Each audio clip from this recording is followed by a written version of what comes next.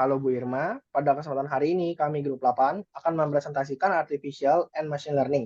Di sini saya tidak sendiri, saya ditemani beberapa teman saya yaitu ada Daud, Leoni, dan juga Edwin. Dan untuk pertanyaan yang pertama, what are the pros and cons of facial recognition as a business policy? Ada pro-nya, di mana yang pertama yaitu keamanan yang ditingkatkan. Dengan pengenalan wajah dapat memberikan lapisan keamanan tambahan seperti untuk kontrol akses ke area sensitif atau untuk memverifikasi identitas selama transaksi. Dan yang kedua ada kemudahan, karena hal ini dapat mempermudah proses seperti membuka perangkat atau mengakses fasilitas dengan menghilangkan kebutuhan akan token fisik atau kata sandi. Yang ketiga ada efisiensi, di mana sistem pengenalan wajah ini yang dilakukan secara otomatis dapat memproses volume data yang besar dengan cepat, sehingga dapat mengurangi kebutuhan untuk verifikasi manual. Dan yang terakhir ada penyesuaian, bisnis dapat mempersonalisasi pengalaman pengguna berdasarkan dengan data pengenalan wajah, dengan menawarkan rekomendasi atau layanan yang disesuaikan. Dan untuk kontranya, di mana yang pertama adalah kekhawatiran privasi, dengan pengenalan wajah dapat menimbulkan masalah privasi yang signifikan, karena melibatkan penangkapan dan penyimpanan data biometrik tanpa tujuan eksplisit individu. Kemudian yang kedua ada akurasi dan bias, di mana algoritma pengenalan wajah mungkin menunjukkan bias yang dapat menyebabkan kesalahan identifikasi, terutama di antara kelompok demografis tertentu. Hal ini tentu dapat mengakibatkan hasil diskriminatif. Kemudian yang ketiga ada risiko keamanan. Dengan menyimpan data biometrik dapat menimbulkan risiko keamanan karena menjadi target bagi peretas yang mencari cara untuk mengeksploitasi atau menyalahgunakan informasi tersebut.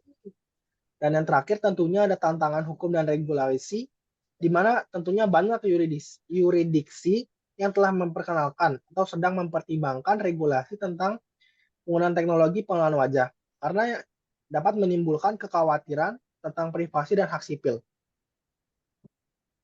Kemudian untuk soal yang kedua, consider your healthcare provider data. Yang pertama, who owns the data atau siapa yang memiliki data. Mengenai data penyediaan layanan kesehatan, kepemilikan data berbeda-beda tergantung pada yurisdiksi dan perjanjian khusus antara pasien dan penyedia layanan kesehatan. Namun, secara umum, pasien memiliki hak untuk mengakses rekam medisnya sendiri. Dan penyedia layanan tentunya juga berkewajiban untuk melindungi privasi dan kerahasiaan pasien. Dan untuk yang kedua, siapa yang mendapat profit dari analisis tersebut. Dan orang-orang yang mendapatkan manfaat dari analisis data ini berasal dari berbagai latar belakang, termasuk penyedia layanan kesehatan, perusahaan asuransi, perusahaan farmasi, dan juga perusahaan teknologi. Yang dimana mungkin perusahaan-perusahaan tersebut itu menggunakan hasil analisis untuk meningkatkan perawatan pasien, mengembangkan perawatan baru, atau serta mengidentifikasi tren dan pola untuk tujuan bisnis. Dan mereka menggunakan ini untuk apa? Dan data layanan kesehatan ini digunakan untuk berbagai tujuan. Contohnya seperti mendiagnosis atau mengobati kondisi medis, memantau kesehatan pasien, melakukan penelitian, dan meningkatkan penyampaian layanan kesehatan.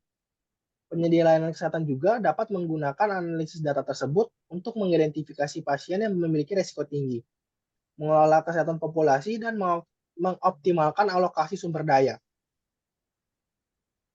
Dan yang terakhir, contoh dari ML system untuk data tersebut. Nah, di sini ada sistem pembelajaran mesin yang memakai data dari layanan kesehatan. Sistem ini tuh bisa menganalisis data pasien untuk mengetahui orang-orang yang berpotensi mengalami masalah kesehatan tertentu.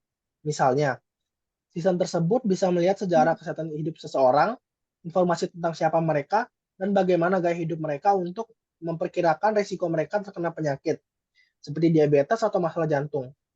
Dan kemudian informasi ini dapat membantu dokter untuk merencanakan cara terbaik untuk mencegah atau mengobati masalah kesehatan tersebut pada setiap pasien secara personal. Kemudian akan dijelaskan oleh teman saya.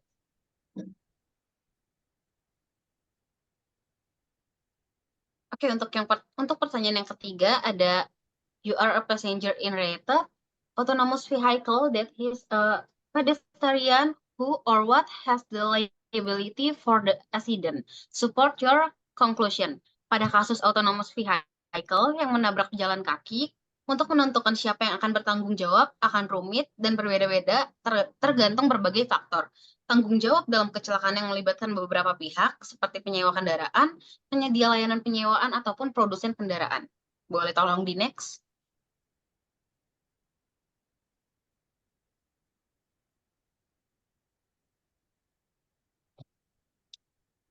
Pertama, untuk tanggung jawab dapat jatuh kepada penyewa kendaraan. Penyewa kendaraan mungkin bertanggung jawab untuk memastikan bahwa kendaraan tersebut digunakan dengan benar dan sesuai dengan peraturan lalu lintas yang berlaku. Kedua, tanggung jawab juga dapat jatuh kepada penyedia layanan penyewaan.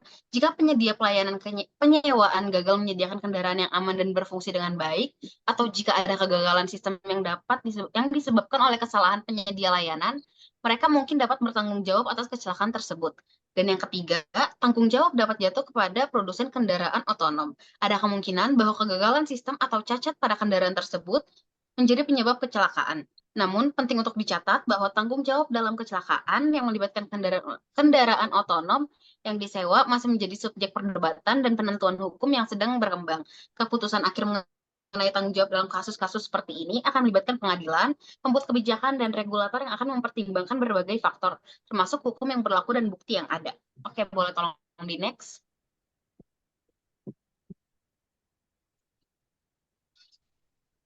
Oke, untuk pertanyaan yang keempat, you are a passenger in an autonomous vehicle that you own. While you are riding in the vehicle and reading a report for a business meeting, your vehicle hits a pedestrian. Who or what has the liability for the accident? Support your conclusion. Oke, tanggung jawab dapat melibatkan beberapa pihak, yaitu pemilik kendaraan, pengemudi backup, atau produsen kendaraan.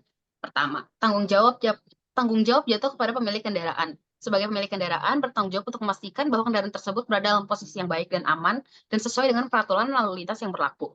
Jika ada kesalahan dalam pengoperasian kendaraan yang menyebabkan kecelakaan, mungkin pemilik kendaraan dapat dianggap bertanggung jawab. Yang kedua, tanggung jawab juga dapat jatuh kepada pengemudi backup. Meskipun kendaraan otonom tidak memerlukan pengemudi manusia secara aktif, ada situasi di mana seseorang pengemudi backup masih ada di dalam kendaraan untuk mengambil alih kendali jika diperlukan. Jika pengemudi backup gagal untuk mengambil tindakan yang tepat dalam situasi yang mengarah ke kecelakaan, mereka mungkin dapat dianggap bertanggung jawab.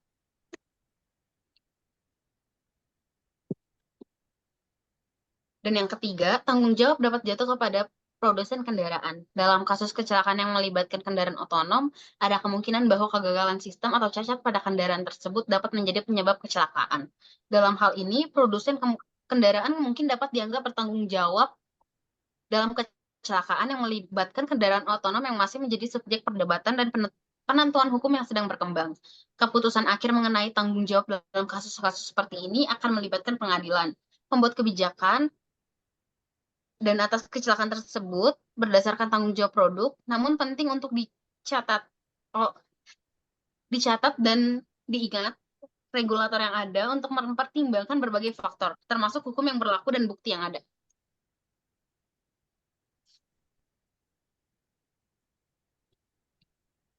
Oke, untuk pertanyaan yang kelima, suppose that your insurance company decide to price your car insurance premium based on data about your driving habits collect by sensor in your car that the firm inputs into an all my system. Saya mungkin mendukung proses baru ini tergantung pada beberapa faktor. Di satu sisi, menggunakan data dari sensor mobil untuk menentukan premi asuransi mobil dapat menghasilkan penetapan harga yang lebih personal dan adil. Jika data yang dikumpulkan secara akurat, mencerminkan kebiasaan mengemudi saya dan menunjukkan bahwa saya adalah pengemudi yang aman dan bertanggung jawab, itu dapat mengarah kepada premi asuransi yang lebih rendah. Hal ini dapat menguntungkan bagi saya karena biaya asuransi akan lebih sesuai dengan profil resiko sesungguhnya.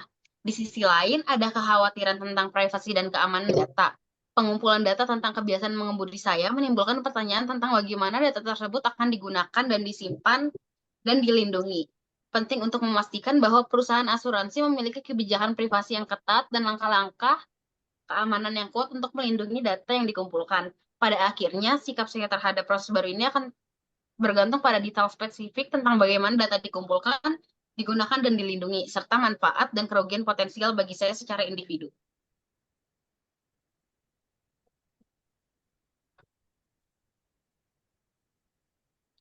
Eh, biaya kebijakan baru saya akan bergantung berbagai faktor, termasuk data yang dikumpulkan tentang kebiasaan mengemudi saya. Jika data tersebut menunjukkan bahwa saya adalah pengemudi yang aman dan mengikuti aturan lalu lintas, serta memiliki kebiasaan mengemudi yang bertanggung jawab, kemungkinan premi asuransi saya bisa lebih rendah dibandingkan dengan metode penetapan harga tradisional. Kebiasaan mengemudi yang aman seperti mematuhi batas kecepatan, menghindari kecelakaan, dan mengemudi defensif umumnya dikaitkan dengan premi asuransi yang lebih rendah. Namun jika data yang dikumpulkan mengungkapkan bahwa saya memiliki riwayat melaju dengan kencang atau melakukan perilaku mengemudi beresiko, kemungkinan premi asuransi saya akan lebih tinggi. Pelanggaran batas kecepatan dan perilaku mengemudi beresiko lainnya umumnya dianggap sebagai faktor yang meningkatkan biaya asuransi. Perusahaan asuransi mungkin akan melihat pengemudi dengan riwayat melaju kencang sebagai resiko yang lebih tinggi dan oleh karena itu menetapkan premi yang lebih tinggi untuk mengimbangi resiko tersebut.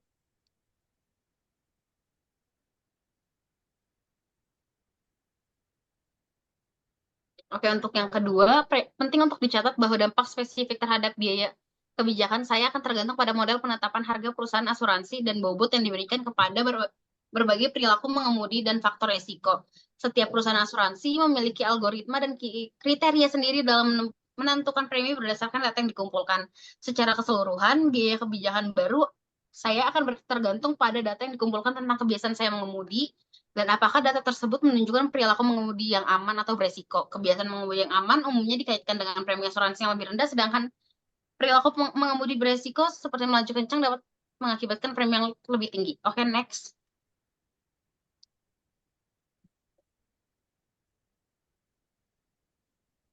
Pertanyaan yang keenam, suppose that your healthcare company decide to price your insurance premium based on data about your health, example blood pressure, glucose in your blood, and health habits obtained from Fitbit sensor, smartwatch, and intelligent scales in your bedroom.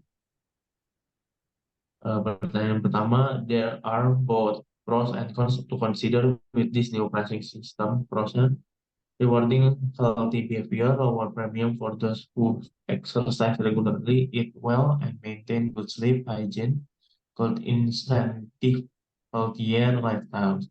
More accurate risk assessment by considering real-time health data. Insurance company could create a more personalized risk assessment, potentially lowering premium for some. Contra, privacy concern, sharing detailed health data raises privacy issue, especially if there are data breach or mis discrimination against the unhealthy was with pre-existing condition or who struggle with maintaining health habits could face significantly higher premiums, making healthcare less accessible. Potential for inaccuracy data from wearable device might not always be accurate, leading to unfair pricing. Next.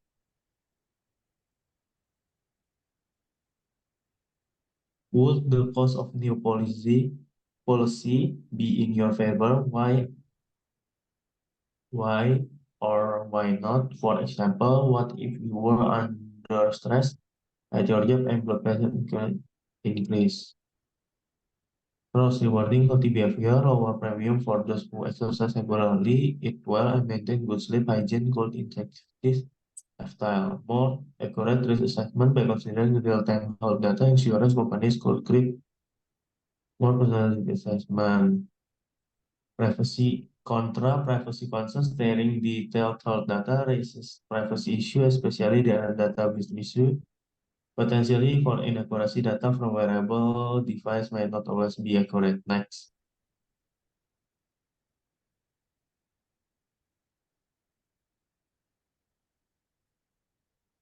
Okay. Next, number one, which machine learning algorithm would you use to predict attendance to your university freshman class? Describing your algorithm by including your input data and output data. Input number of your GPA test score like SAT or ACT, Categories easy, medium, hard, difficulty, or of your high school classes. Box to check, did you do sports club or other activities? Output, thumbs up, down, or down, a guess on whether you get in to make a better guess for you. Next.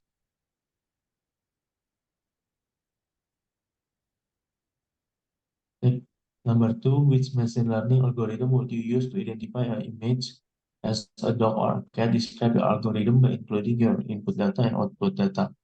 Input, you give the sorter a picture like a photo on your phone. Hidden trick, the sorter has a special skill. It's a bunch of connected circles that all work together. Each circle learns to recognize small things in the picture, like shapes and edges. By working together, the circle can figure out it's the shape and edge make a cat or a dog. Output, the sorter tells you woof, it's a dog, meow, it's a cat.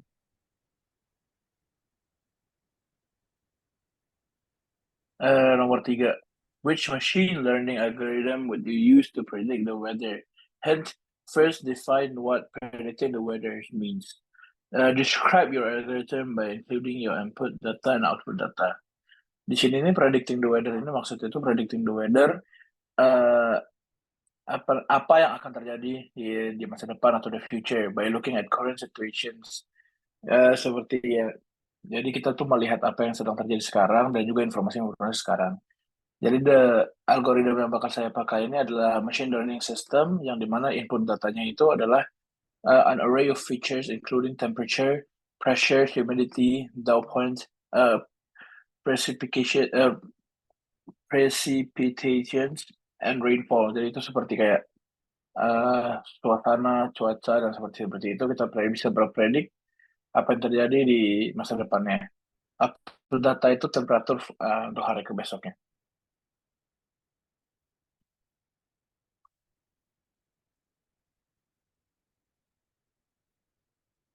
Lagi nomor 1 yaitu propose another machine learning application for McDonald's. Di McD ini kita bisa menggunakan machine learning to predict and better the environment. Jadi seperti dari sini tuh kita bisa ngepredik apa yang bakal ada terjadi di McD ini. Jadi seperti inventory mungkin gak bakal bisa kurang dengan adanya prediction ini dari sejarah-sejarah sales data, machine learning, dan lain-lain, kita bisa mepredik bahwa menu-menu item ini yang bakal sering dipesan sama orang dan tidak akan kekurangan inventory. Contohnya itu seperti seasonal item, seperti McRib, yang bakal pasti banyak orang yang beli. Next.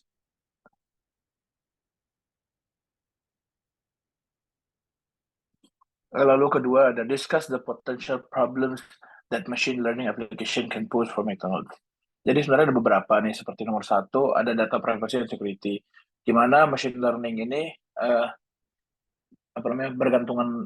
sangat bergantungan kepada data-data yang sangat besar yang memiliki sensitif informasi pelanggan, dan ini tuh bisa menjadi sesuatu yang melawan kelegalan. Terus ada juga bias and discrimination, yang dimana machine learning algorithms can inevitably perpetuate existing biases and the data they are trained on and leading to discriminatory outcomes. Terus yang ketiga ada juga dependence of teknologi, yang dimana McD akan menjadi lebih dependent kepada mesin. Sekian presentasi dari kelompok kami, terima kasih.